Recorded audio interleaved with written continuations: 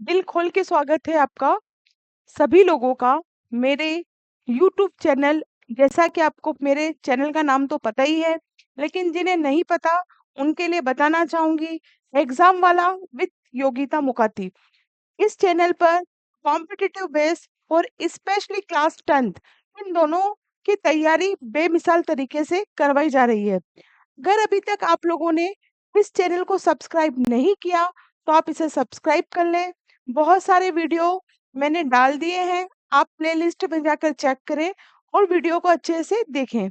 ठीक है, अभी जैसे कि इस चैनल पर जो मेनली चल रहा है वो पॉलिटी सब्जेक्ट चल रहा है, लेकिन जैसा कि आपको पता है मार्च का महीना कंप्लीट हो गया, अप्रैल लगभग आधा कंप्लीट हो चुका है। जनवरी और फरवरी का करंट मैं पढ़ा चुकी हूँ। आज हम जो करने जा रहे हैं वो बजट प्लस मार्च का करंट अफेयर। आज के इस वीडियो में मैं आप लोगों को बजट पढ़ाऊंगी। अगर आपको मेरे कंटेंट अच्छे लग रहे हैं तो आप चैनल को सब्सक्राइब करें, अदरवाइज कोई बात नहीं, चैनल को बंद कर दें। अगर सब्सक्राइब में मजा नहीं आ रहा है तो आप अनसब्सक्राइब भी चैनल को कर सकते हैं। ठीक, एग्जाम हो तब पता लगा लीजिएगा कि वेट आप लोग पता लगा लीजिएगा कि कितना मैम ने पढ़ाया उसमें से आया। चलिए, आज हम फिर शुरू करते हैं बिना किसी देरी के। करंट अफेयर्स प्लस बजट, इनमें दो चीजों का सम्मिश्रण है, कंबाइंड है दोनों चीजें। लेकिन वीडियो बहुत लेंथी हो जाएगा। 20-30 मिनट का वीडियो तो देखने को बनती नहीं है आप लोगों से, लंबा वीडियो कैसे देखेंगे। ठीक है, तो द्वंद्व कहाँ तक पाला जाए, द्वंद्व कहाँ तक पाला जाए और युद्ध कहाँ तक टाला जाए। तू भी राणा का वंशज है, वेग जहां तक भाला जाए। इस जो ये वीर रस की कविता है, इसके जो मनोभाव है, इसे आप अपने अंदर उतारिए और अपने मन पर विजय पाइए कि नहीं, मुझे ये इतना सिलेबस आज कंप्लीट करना है तो करना ही है। क्योंकि एमपीपीएससी का अभी नोटिफिकेशन नहीं आया, बच्चे सो रहे हैं, लेकिन कहीं कुछ बच्चे ऐसे भी हैं जो मेंस में लगे हैं और अपनी दमदार तैयारी कर रहे हैं।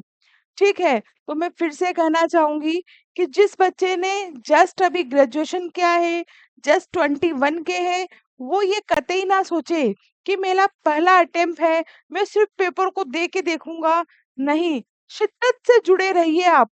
अगर आपको पीसीएस में सिलेक्शन चाहिए, एक अधिकारी बनना चाहते हैं, तो आपको बहुत ही शिद्दत से जुड़ना पड़ेगा। पोस्ट बहुत कम आ रही है। 2019 के बाद पोस्ट का जो धमाका था वो बंद हो गया है। 150 प्लस पोस्ट अभी लास्ट टाइम रही है, पोस्ट कम आने की चांस है। ठीक, कहने की बात है कि हमें तो एक ही पोस्ट चाहिए। हाँ भाई, तुझे एक ही पोस्ट चाहिए, लेकिन उस पोस्ट के लिए बेट बहुत सारे रहे हैं, कंपटीशन बहुत तगड़ा है। तो अब मैं क्या ही कहूँ, कोई छोटे बच्चे नहीं है आप, केजी फर्स्ट केजी टू के, जो मैं आपको हर चीज को समझाऊं। माता पिता की आस है आप लोग।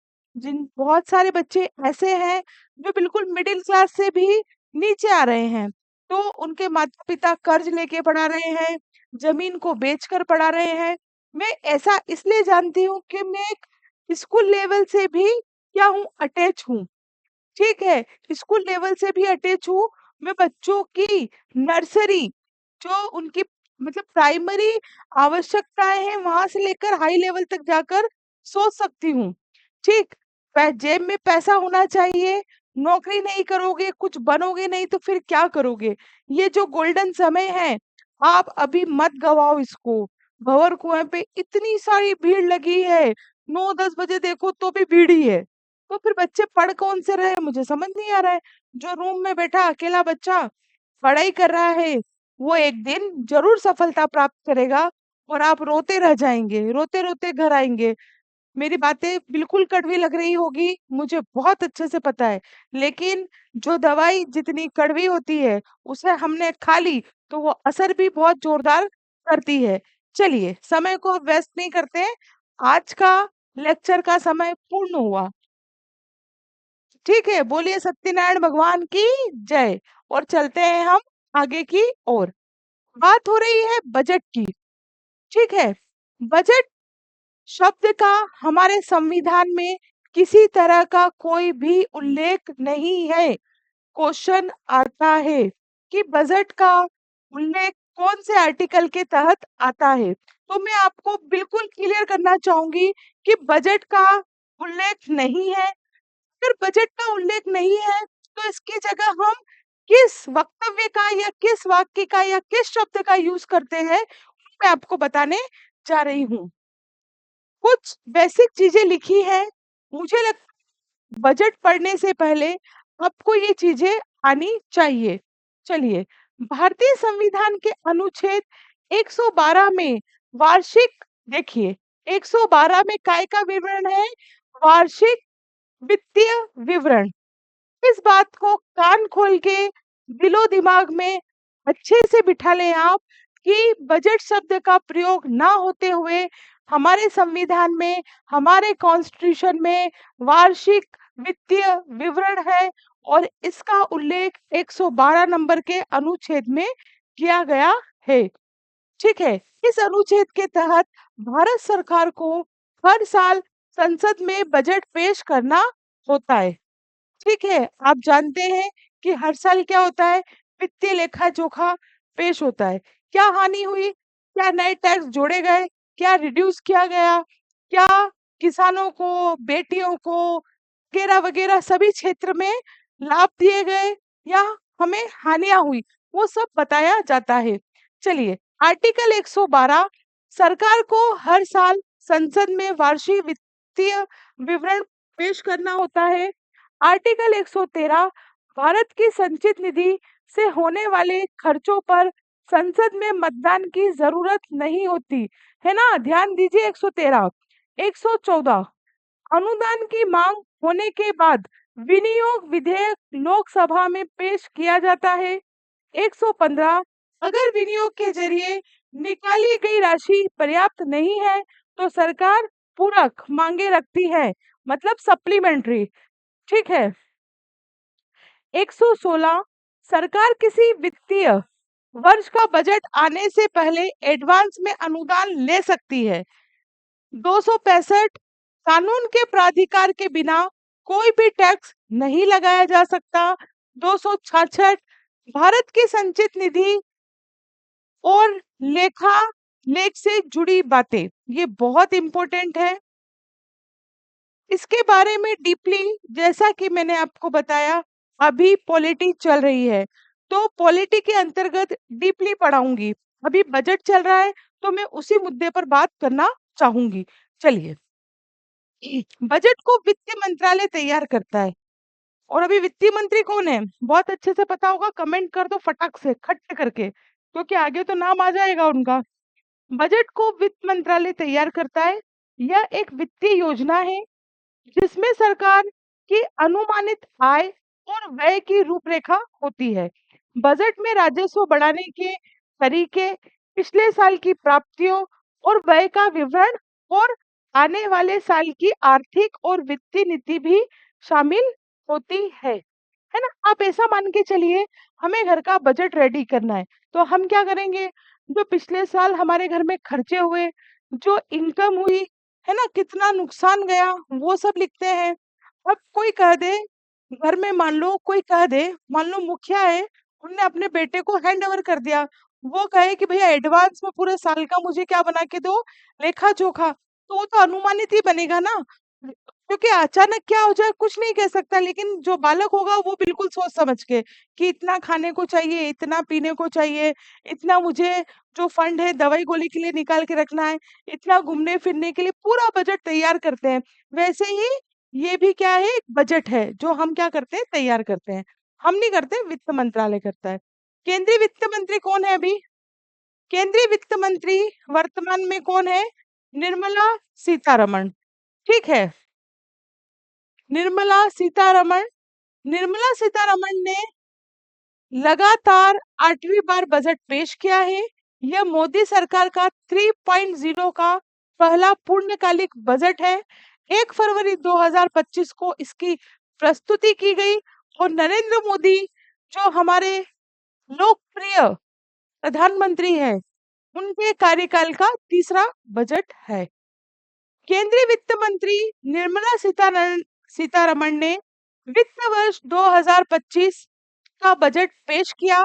वित्त मंत्री ने बजट भाषण की शुरुआत तेलुगु कवि और नाटककार गुराजादा राव के प्रसिद्ध कथन कोई देश केवल उसकी मिट्टी से नहीं बल्कि देश उसके लोगों से है। ये मोदी सरकार 3.0 का पहला पूर्णकालिक बजट था। चलिए अब जानते हैं हम 2025-26 बजट के मुख्य बिंदु। 2025-26 बजट के मुख्य बिंदु। इनकम टैक्स के लिए वित्त मंत्री ने किए बड़े ऐलान।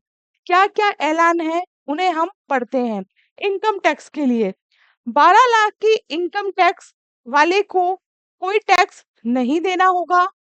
12 से 16 लाख की इनकम टैक्स पर 15% टैक्स लगेगा। 16 से 20 लाख की इनकम पर 20%, 20 से 24 पर 25% और 24 लाख से ऊपर सालाना आय पर 30%। ठीक है, अब ये जो है इन पे कितना कितना टैक्स लगेगा ये आपको पता होना चाहिए, है ना। कितना कितना टैक्स लग रहा है और किस पे नहीं लग रहा है, ये चीजें आपको बहुत अच्छे से पता होनी चाहिए बेटा। ये एग्जाम में क्वेश्चन पूछा जाता है। चलिए, बहुत मेहनत करनी होती है बेटा, ऐसे ही सिलेक्शन नहीं होता। दिलो जान से, शिद्दत से, मन को जीत कर, है ना। मन को कैसे जीतेंगे कि आज हमने सोचा कि सुबह उठ के सबसे पहले तो प्लान बना लो, क्योंकि अगर आप महीने भर का प्लान बनाएंगे तो ये जरूरी नहीं है कि वो महीने महीने भर पूरा एप्लीकेबल हो जाए। क्यों? क्योंकि मान लीजिए 16 तारीख के दिन कुछ ऐसा इंसिडेंट हो गया कि हम पढ़ने नहीं बैठ पा रहे हैं, तो डेली उठो, 10-15 मिनट अपने प्लान को दो कि आज हम क्या क्या कर सकते हैं। हो सकता है उस बीच आपको कहीं जाना हो, आपके यहाँ गेस्ट आ रहे हो, तो वो समय रिड्यूस हो जाएगा। उसके अकॉर्डिंगली आप प्लान बनाओ, और प्लान को जब आप जी जाएंगे, जब प्लान को कंप्लीट कर लेंगे, डेली प्लान को, डेली टारगेट को, तो आपको इतनी चैन की नींद आने वाली है कि मैं अब क्या ही बताऊं। जो शरीर से पसीना बहेगा उसमें भी परफ्यूम की खुशबू आएगी आप लोगों को। चलिए, बजट 2025 किसानों के लिए क्या है। अभी हमने इनकम टैक्स के बारे में पढ़ा और अब हम पढ़ रहे हैं किसान के बारे में। बजट 2025 किसानों के बारे में क्या सौगात लेके आया है उसके बारे में हम पढ़ेंगे। चलिए, पीएम धन धान्य कृषि योजना से 1.7 करोड़ किसानों को फायदा। योजना के प्रथम चरण में 100 जिलों को कवर किया जाएगा। ध्यान दीजिए, योजना के प्रथम चरण में दालों में आत्मनिर्भरता के लिए 6 साल का मिशन शुरू किया गया। ये बहुत इंपॉर्टेंट है। मखाना बोर्ड का संबंध कहाँ से है? बिहार से है। तो मखाना बोर्ड की जो शुरुआत की गई वो बिहार में की गई। हाई यील्ड बीजों के लिए नेशनल मिशन शुरू किया जाएगा। किसान क्रेडिट कार्ड, किसान KCC, किसान क्रेडिट कार्ड तहत अब 3 लाख से 5 लाख तक का कर्ज मिलेगा। 7.5 करोड़ किसानों को इसका फायदा भी होगा। बजट शिक्षा, बजट शिक्षा सरकारी स्कूलों में 50,000 अटल टिंकरिंग लैब्स जिसमें स्किल्स सिखाई जाती है ना। बच्चों की रुचि के अकॉर्डिंगली स्किल्स सिखाई जाती है, वह है अटल टिंकरिंग लैब। सभी सरकारी सेकेंडरी स्कूल में ब्रॉडबैंड कनेक्टिविटी से जोड़ा जाएगा। पिछले 10 साल में 13 IITs में छात्रों की संख्या 65,000 से बढ़ाकर 1.31 लाख तक पहुंच गई है। अगले 10 साल में under graduate PG medical college में 1.1 लाख नई सीटें जोड़ेंगे। 500 करोड़ की लागत में AI एजुकेशन से जुड़े एक्सीलेंस सेंटर स्थापित किए जाएंगे। IIT पटना में छात्रावास और अन्य बुनियादी ढांचे की क्षमता का भी विस्तार किया जाएगा। ये सब शिक्षा में पहल की गई है बजट 2025 के अंतर्गत। बहुत सारे पॉइंट ऐसे भी हैं जो मैंने इसमें नहीं लिखे, वो अभी मैं एमसीक्यू की जो सीरीज लाऊंगी, मतलब 2-4 वीडियो के बाद, उसमें आप इसे और अच्छे से कवर कर लीजिएगा। जो मोटे-मोटे पॉइंट है मैंने यहाँ पर आपके सामने ले लिए हैं। बजट 2025 एमएसएमईएस, स्मॉल एस आएगा यहाँ, ठीक है। एमएसएमईएस क्या होता है ये मैं आपको एक वीडियो में बता चुकी हूँ। एमएसएमईएस के लिए क्रेडिट गारंटी कवर को 5 करोड़ से बढ़ाकर 10 करोड़ किया गया है। रजिस्टर्ड माइक्रो इंटरप्राइजेस के लिए 5 लाख की लिमिट का नया क्रेडिट क्रेडिट कार्ड लाएंगे। महिलाओं और एससी एसटी समुदाय के इंटरव्यूअर्स के लिए नई स्कीम 2 करोड़ रुपए तक का लोन भी देंगे। लेदर फुटवेयर सेक्टर के लिए फोक फोक्स्ड स्कीम लॉन्च करेंगे, ठीक है। फोक्स्ड प्रोडक्ट स्कीम से 22 लाख नए रोजगार पैदा होंगे और एक्सपोर्ट भी बढ़ेगा। मैन्युफैक्चरिंग मिशन में clean tech, solar cell, EV batteries, high voltage transmission, ठीक है, इक्विपमेंट को बढ़ावा। हेल्थ में क्या है, हेल्थ में कैंसर सेंटर को बढ़ाने की और बनाने की योजना पर जोर दिया गया है। अगले 3 साल में सभी जिला अस्पतालों में डे केयर, सभी जिला अस्पतालों में, है ना, क्या बोला जा रहा है, सभी जिला अस्पतालों में डे केयर कैंसर सेंटर बनाने की योजना। 25-26 में 200 डे केयर, है ना, 3 साल में तो सभी जिला अस्पताल की बात कर दी, और 2025-26 में 200 डे केयर कैंसर सेंटर बनाने की योजना है। अगले 10 साल में under graduate PG medical college 1.1 lakh नई सीटें जोड़ेंगे। ये मोटा मोटा करंट मैंने आपको अच्छे से पढ़ा दिया है। डोंट वेरी, आप बिल्कुल निश्चिंत रहे। अगर आप मेरे साथ जुड़े हैं तो ये मेरी समस्या है। मैं करंट का पूरा आप लोगों को एक एमसीक्यू की सीरीज करवा दूंगी, जिसमें कुछ जो पॉइंट छूट गए हैं वो वहां पर कवर हो जाएंगे, ठीक है। तो आज के लिए इतना काफी है। हम नेक्स्ट वीडियो में बहुत जल्द मिलेंगे। तब तक के लिए जय हिंद, जय Bharat. Thank you very much.